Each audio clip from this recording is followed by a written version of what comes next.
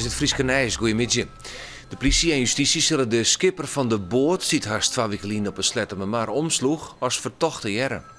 Het gaat om een 68-jarige skipper uit Doetinchem. Bij het ongeluk kwamen 24-jarige studenten van het ROC Rijn-IJssel om het leven. Haar lichaam, waar het vlieden weekend toonzie, op Hemelvitsdag toch een wettersporter voen.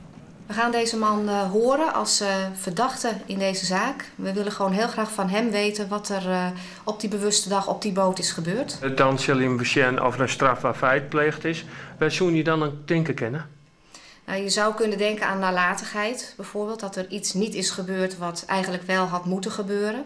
Maar dat is speculeren, dat weet ik dus niet. Maar daar zou je aan kunnen denken.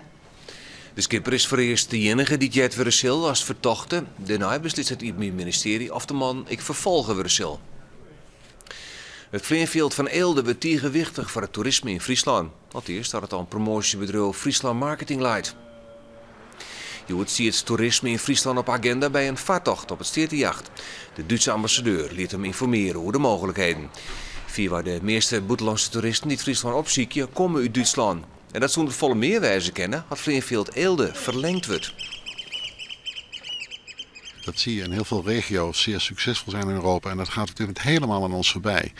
We hebben geen luchthaven dicht in de buurt, maar Eelde ligt zo dichtbij. En als die baanverlenging inderdaad wordt gerealiseerd, dan verwacht ik een grote toekomst, zowel voor de Waddeneilanden als voor de watersport, in relatie met die goedkope vliegmaatschappijen.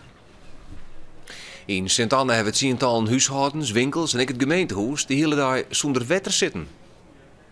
Bij het plaatsen van een anti-ramkreekpeel voor de pinautomaat bij de Rabobank waard van de Montbetiet de wetterliering rekken.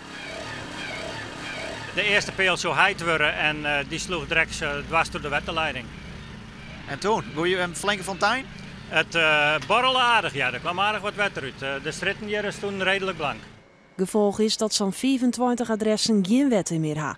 Wetterbedrijf Vitens had de hele dag dwaande west om de problemen weer op te lossen. Voor de Dupierre bewennen zit er een neetverschenning del zetten, der koe wetterhellen worden. Baby's van Skilgers die het op een festival binnen worden, maar Skilge toch net als geboorteplak voor de onjefte broeken. Het kabinet wil toch geen uitzondering maken voor de eilandbewoners. De huisdokters op Skilge hier noemden dat ze geen bevallings meer op het eiland waan willen. Ze kennen net meer om de wettelijke veiligheidseersken voldwaan. Daarbij werd onder oren eerst dat er een ziekenhuis in de buurt is. De Partij van de Arbeid wil nou zien of de medische mogelijkheden op Skilge verbeterd worden kennen, zodat bevallings daar weer mogelijk binnen. Pietje de Graaf uit Tenaert volgt Titie Willemsma op als wethouder van Dongerdiel. Dat heeft het bestuur van de FNP, de Partij van Beide Vrouwen, besletten. Titie Willemsma maakt vliegend weekend bekend dat ze ophoudt als wethouder. Ze zal aan het werk in Brussel om lobbyiste te worden voor het samenwerkingsverband Noord-Nederland. Pietje de Graaf krijgt onder andere cultuur en de Reboelje-Theater Dok 18 in Dokkum in portefeuille. Op een protest in de sluiting van Ljouwter cultuurinstelling Parnas. De Riedscommissie in Ljouwert houdt een hark zit door het nieuwe cultuurbeleid. Daar kunnen mensen haar mening aan hoe de toekomst van de kunst en cultuur in de stad. Vooral gint onder geerkomsten zal kunstencentrum Parnas een protestoptocht houden door de stad. In de plannen van de gemeente verliest Parnas zijn volsluitende subsidie. Jong doen ze een ultieme poging om de instelling open te houden. Het Fries Filmarchief, het uniek filmmateriaal van de Alversterrentocht van 1941 voen. Het gaat om een 8 mm filmpje van de Snitser amateurfilmer Piet Wachter. Wachter hier met zijn huid een blommenzaak op het Groot Zand in Snits. In 1952 emigreerde hij met zijn gezin via Canada naar Amerika. Het filmmateriaal van Wachter liet beelden zien van de tocht op 6 februari 1941 in onder oren hielpen. Op de beelden binnen enkele hege Duitse officieren te zien. Een van hen liep het wel wat op Adolf Hitler, maar het gaat om Werner Friedrich Ross, de heegste Duitse baas in Friesland.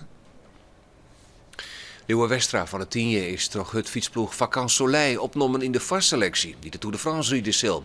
De selectie bestaat uit 3 man, van Jochen naar Margien naar Frankrijk. In de eerste selectie zitten Jonk en Westra nog 3 Nederlanders. Westra zit op dit strijd al in Frankrijk. Hij dacht in mei aan het criterium du Dauphiné. Je wordt weer de tweede etappe van de Dauphiné. De Fries giet er zelfs vanuit dat er de Tour de France rieden zal. Jeder riet de hutfietser sterk in de ronde van België, de Trijdaagse van de Pannen en de ronde van Romandie. Er waren er nog. Het is eerst droog, maar letter vannacht uit het westen waaien komt er ruimwetter, maar kans op tonger.